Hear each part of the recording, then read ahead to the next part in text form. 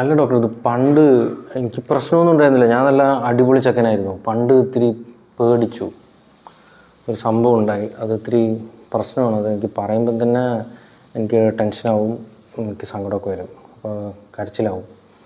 അപ്പം അത് ഞാൻ അങ്ങനെ പറയില്ല.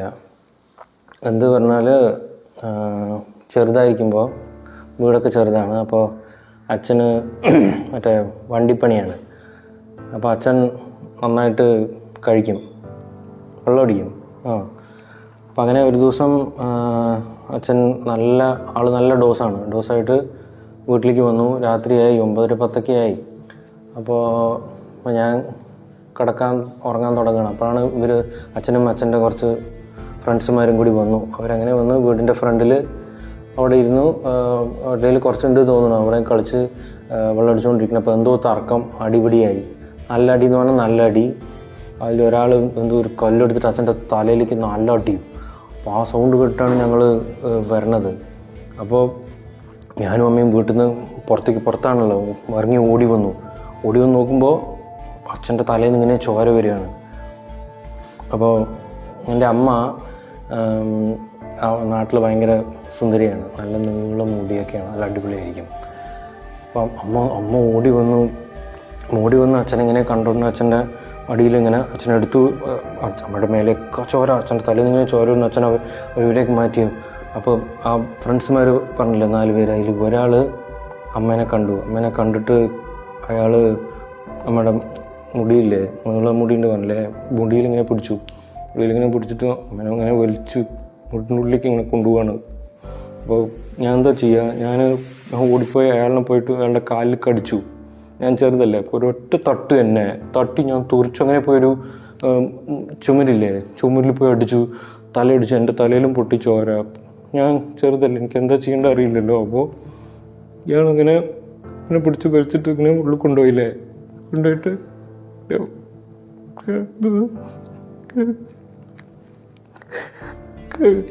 ചെയ്തു. അപ്പോൾ പിന്നെ ഒരു 1-2 പേര് അവർ പോയി ഇയാൾ പോയിട്ട് വന്ന്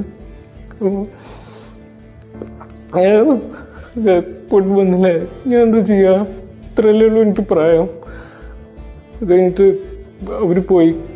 അപ്പോൾ പിന്നെ അച്ഛൻ എണീക്കാൻ പറ്റില്ല അച്ഛന്. അപ്പോൾ അമ്മ അവിടെ, ഞാൻ നോക്കുമ്പോൾ അമ്മ അവിടെ ഇങ്ങനെ റൂമിലിങ്ങനെ ഇരിക്കണു.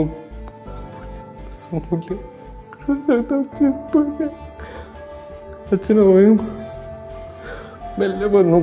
അച്ഛൻ്റെ തലയിലൊക്കെ ഫുൾ ചോര വന്നു, വയറ്റിൽ കുത്തിയിട്ടൊക്കെ ഉണ്ട്. അമ്മയിങ്ങനെ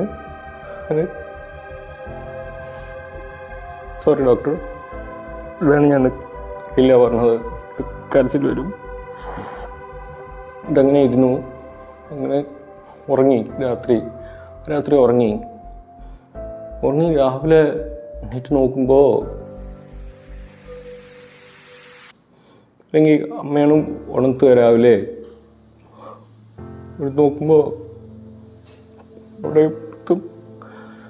അമ്മയുമില്ല, അച്ഛനുമില്ല, തൂങ്ങിക്കിടക്കാണ്.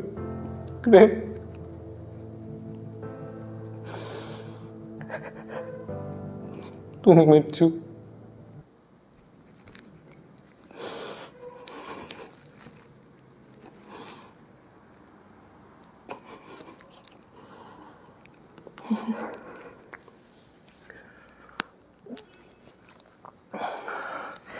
അപ്പം അതിനുശേഷം